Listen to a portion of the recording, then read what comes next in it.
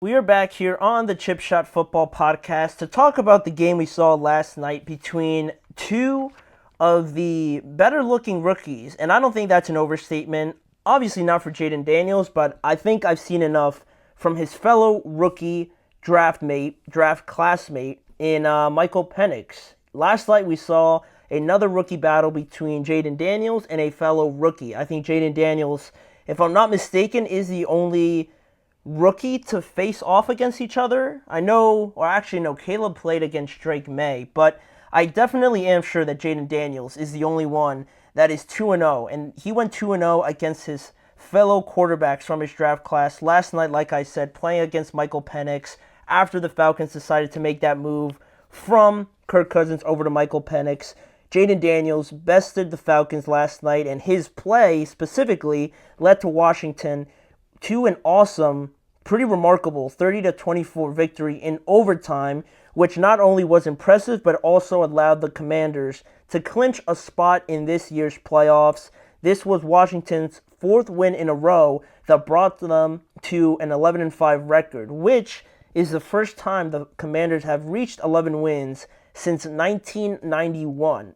Insane, and it took a generational type of quarterback like Jayden Daniels to make it happen, and I don't think there's any doubt about, his capabilities and any doubts about him probably winning Offensive Rookie of the Year, but that is a remarkable achievement by not only the Commanders, but by their young quarterback as well. And there was a lot on the line for the Commanders, obviously. To clinch a playoff spot already probably means they're going to rest everybody next week, and that's what you want for a guy in Jayden Daniels that's so young, that really didn't have an offseason, right, with all the draft stuff that was going on.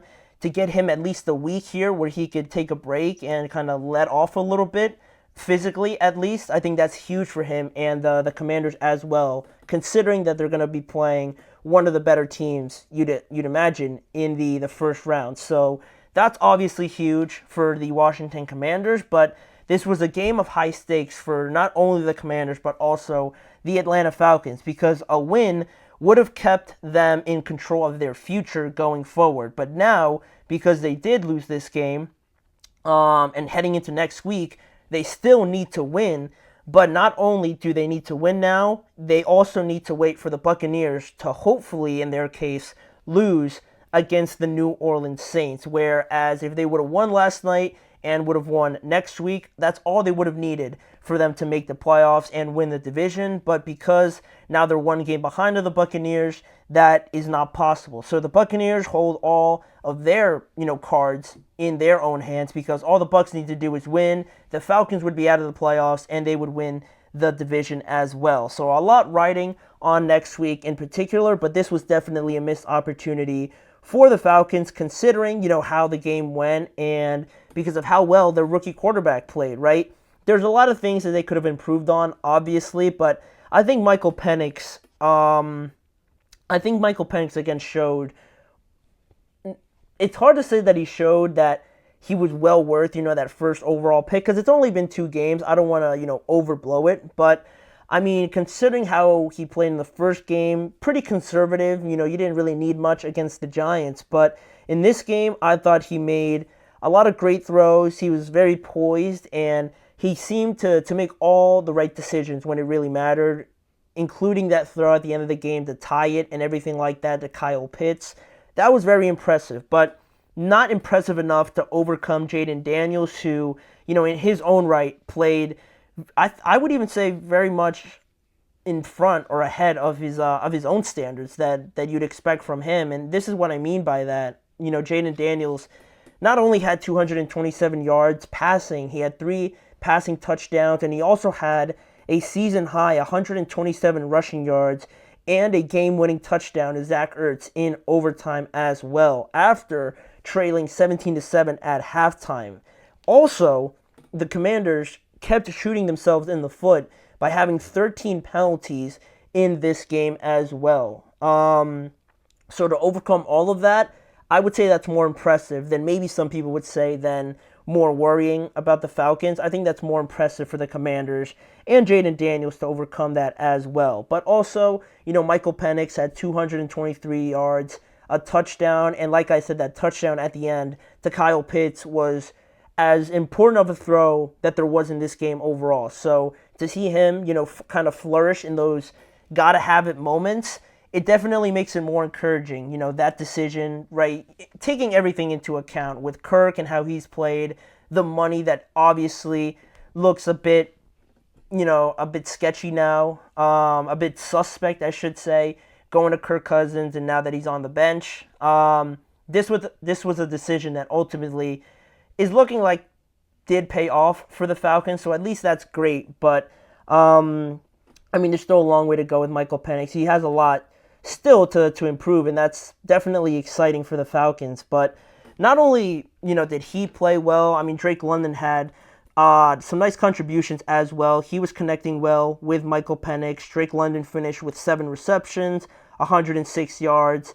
What's most important, I think, is Kyle Pitts. Not only did he have that touchdown, but he had 4 receptions for 44 yards. And I don't think it's just a question of, like, Kirk Cousins didn't want to use him or anything like that, and Michael Penix does. But, this is kind of 4 receptions for 44 yards for Kyle Pitts is, I think, the minimum any Falcons fan, definitely what I expect would be at least what Kyle Pitts gives me, right? With his size and abilities and things like that. This is the kind of game that I would like to see him get each and every week. And this is like the minimum. This is like the floor. He's capable of having like 8 receptions for like 90 yards or something like that. I think he's that good. And it is encouraging that at least Michael Penix looks to be using him a little bit more. Bijan, not too much to say about him that hasn't been said already. 90 yards, 2 touchdowns, 70 carries as well. But on the other side, in a game where Terry McLaurin really didn't do anything, he had 1 reception for 5 yards. Other guys stepped up. Olamide Zaccheaus going up against his former team. He had 8 receptions for 85 yards. Zach Ertz had those 2 touchdowns and 72 yards. And Jamison Crowder chipped in with 25 yards as well. Brian Robinson had 60 yards rushing, but again, didn't really need too much more with the way Jayden Daniels was playing as well. But, this game this game got a lot more intriguing and a lot more interesting, definitely towards the end. But at the start of things, it didn't start very well for the Falcons because Michael Penix threw an interception on his first drive, and that led to Washington scoring a touchdown right after that. But to the Falcons' credit, they did a good job of bouncing back and responding with their own touchdown to make it 7-7.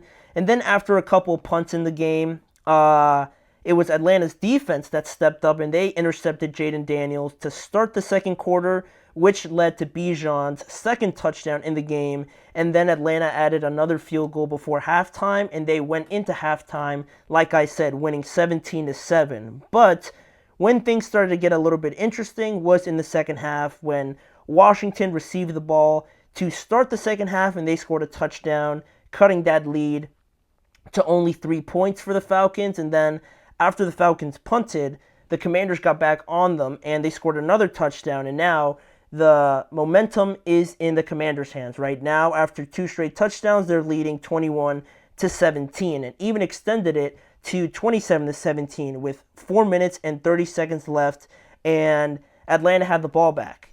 Definitely a lot of time, and they went on a 12-play, 3+ minute drive to not only tie the game with a touchdown to Kyle Pitts, like I said, making it 24-24, but they even had a chance to win this game because after that touchdown, there was still like about a little bit over a minute left, and Washington went 3 and out. They punted it with about 50 seconds left. So all of a sudden, the Commanders are starting to worry like they could lose this game. When they were up by 7 points with about 4 minutes left, boom, the Falcons score, and now they have enough time to go down there and kick a game-winning field goal. But after, the drive started out very well for the Falcons. Michael Penix completed a 25-yard pass to Mooney with 2 timeouts left and about 35 seconds left after that first play. But Mooney didn't go out of bounds, so the clock kept running. But like I said, the Falcons had two timeouts, but they didn't use them.